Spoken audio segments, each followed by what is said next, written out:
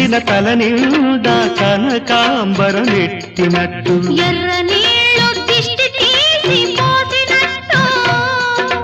ఎర్ర నీళ్ళు దిష్టి తీసి పోసినట్టు కర్పూరం హారతి ఇచ్చినట్టు ఆకాశం ఎందుకో పచ్చబడ్డది ఆ నడుమ బొట్టేమో ఎర్రబడ్డది